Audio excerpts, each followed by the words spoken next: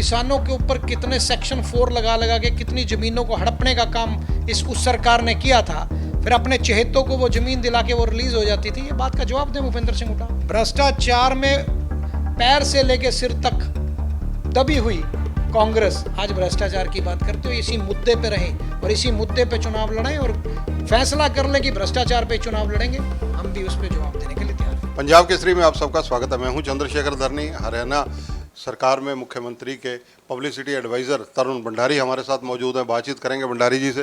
भंडारी जी, स्वागत है पंजाब केसरी में। धन्यवाद जी। भंडारी जी, जिस प्रकार से कांग्रेस नेता प्रतिपक्ष कांग्रेस के जितने भी नेता हैं आजकल बीजेपी से हिसाब मांग रहे हैं, 15 सूत्रीय एजेंडा है उनका, और उन्होंने कई चीज़ों का हिसाब इकट्ठे ही मांगना शुरू कर दिया। पहले वो अपने 10 साल का हिसाब तो दे दे जनता को।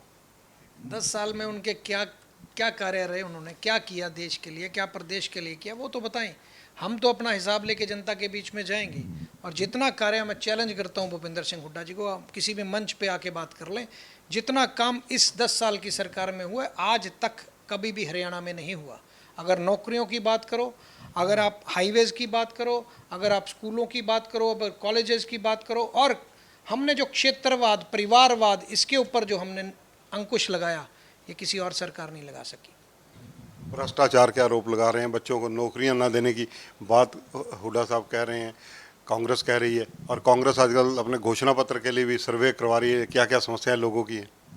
मैं भूपेंद्र सिंह हुड्डा जी को ये बात कहता हूँ कि वो भ्रष्टाचार के मुद्दे पे ही चुनाव लड़ें।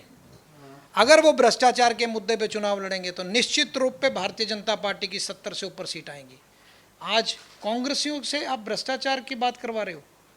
जब भ्रष्टाचार, नौकरियों में भ्रष्टाचार था, ट्रांसफर में भ्रष्टाचार था, हर चीज़ में भ्रष्टाचार, उससे तंग हो गए तो आज हुड्डा की सरकार से लोगों ने मुक्ति पाई थी, और आज ये भ्रष्टाचार की बात कर रहे हैं। और आप किसानों की बात जो ये करते हैं, किसानों के ऊपर कितने सेक्शन 4 लगा लगा के कितनी ज़मीनों को हड़पने का काम उस सरकार ने किया था, फिर अपने चहेतों को वो ज़मीन दिला के वो रिलीज़ हो जाती थी। ये बात का जवाब दें भूपेंद्र सिंह हुड्डा।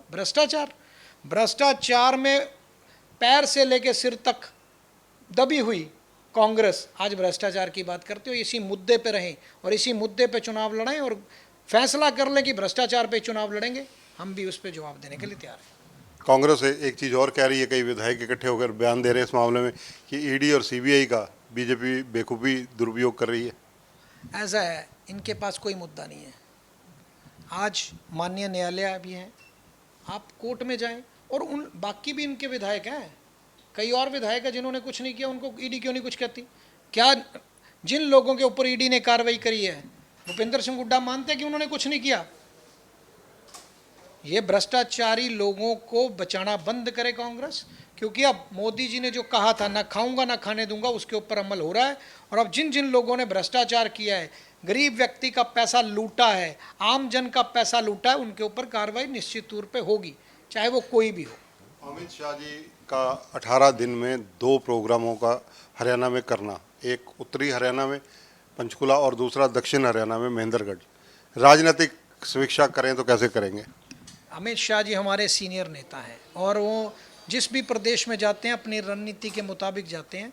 उनकी रणनीति है कि हरियाणा को हम तीसरी बार हैट्रिक बनाएंगे और यहाँ प्रदेश में फिर सरकार बनाएंगे। और अमित शाह जी ने कमान अगर संभाल ली है तो ये कांग्रेसियों को अलर्ट हो जाना चाहिए कि तीसरी बार फिर निश्चित रूप पे भारतीय जनता पार्टी की सरकार बनेगी। कांग्रेसी एक चीज़ से और उत्साहित है कि बीजेपी के जो नकारात्मक वोट हैं उनकी बदौलत उनकी जीत होगी। वैसे वो तो जीवन में उन्होंने अपनी मेहनत कभी नहीं करी। वो आज कम्युनिस्टों जैसे चुनाव लड़ते हैं, वो दुष्प्रचार करके वोट लेना चाहते हैं, अपने कामों के आधार पे वोट लें। उन्होंने 10 साल में क्या किया, मैं आपको चैलेंज करता हूं कि कांग्रेसियों से वो अपना चिट्ठा लेके आए, हम अपना चिट्ठा लेके आए, और कंपैरिजन कर ले जनता। रिपोर्ट कार्ड हम जनता को देंगे, उनके 10 साल का काम का और हमारे 10 साल के कार्य का, तो पता लग जाएगा जनता को किसने कितना काम किया। विधानसभा के चुनाव सिर पर है। विधानसभा के चुनावों में आप क्या समझते हैं कि बीजेपी कौन से मुद्दों को लेकर चुनाव में 45-46 सीटों तक पहुंच सकती है? 45-46 नहीं, 45-46 तो बहुत कम है। एक डेकोरम है ना जी।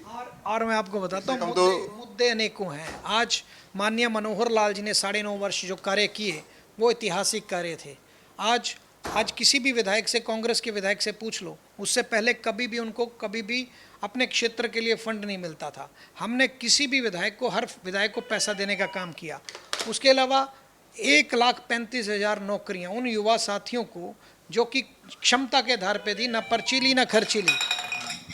और अगर ट्रांसफ़र आप सेक्रेटरीट में, धरनी जी आप पहले भी आते थे, एक व्यक्ति आता था यहाँ से ट्रांसफ़र नोट लेता था, उधर से लेता था, यहाँ दलालों का जमावड़ा था। आज वो पॉलिसी ऑनलाइन करके हमने उन लोगों को भी फ़ायदा करने का काम किया। अगर आप दक्षिण हरियाणा की बात करो तो टेल पे पानी पहुंचाने का काम भारतीय जनता पार्टी ने किया।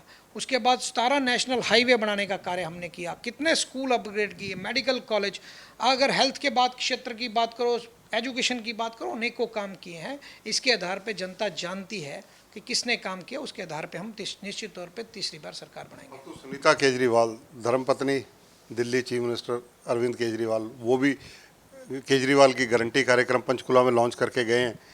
5 गारंटियां तो देकर गए हैं, जो कहते हैं जो गारंटियां नहीं दी वो भी पूरी की जाएंगी। ऐसा है कि आज कांग्रेस और आम आदमी पार्टी कहीं तो चुनाव ये मिल के लड़ते हैं, किसी स्टेट में एक दूसरे को गाली देते हैं, जब शपथ ग्रहण समारोह होता है एक दूसरे को तालियां बजाते हैं, और फिर स्टेट में इकट्ठा लोकसभा लड़ते हैं, कभी विधानसभा में अलग हो जाते हैं। उसके अलावा इन्होंने गारंटी, आम आदमी पार्टी ने पंजाब में जो गारंटी दी थी 1,000 रुपये महिलाओं को देने की, क्या पूरी कर दी? इन्होंने नशा मुक्त पंजाब की बात करी थी, क्या वो पूरी होगी? और इसी तरह कांग्रेस ने हिमाचल में भी महिलाओं को बरगलाने का काम किया, वहाँ भी ये वो गारंटी पूरी नहीं हो पाई। और प्रियंका गांधी ने ये कहा था कि पहली कैबिनेट में ये पूरी होगी। इनके ऊपर से लेकर नीचे तक दोनों पार्टियों के नेता झूठ पे चुनाव लड़ते हैं, और हरियाणा की जनता बड़ी जागरूक है, वो झूठे दिलासों में नहीं आएगी। और जिन लोगों ने काम करके दिखाया भारतीय जनता पार्टी ने, उनको वोट देने के लिए हरियाणा की जनता तीसरी बार तैयार है। तो ये हैं तरुण भंडारी, पब्लिसिटी एडवाइज़र हैं हरियाणा सरकार में मुख्यमंत्री के। इनका कहना है कि कांग्रेस केवल भ्रष्टाचार के मुद्दे पर चुनाव लड़कर देख ले, जनता अपने आप जवाब दे देगी, क्योंकि जिस प्रकार से किसानों की ज़मीनें अधिकृत कर CLU का खेल हुआ, सेक्शन 4, 6, 9 लगे, ये किसी से छुपे नहीं है। इसके अलावा अगर जिक्र किया जाए तो इन्होंने एक दावा और किया, इन्होंने कहा कि 70 से ज़्यादा सीटें बीजेपी मिशन 2024 के तहत जीतने जा रही है। कैमरामैन संजय सिंह के साथ चंद्रशेखर धरनी, पंजाब केसरी टीवी, चंडीगढ़। हमसे जुड़े रहने के लिए हमारे YouTube चैनल को सब्सक्राइब करें और नई वीडियो की नोटिफिकेशन के लिए बेल आइकॉन को दबाएं।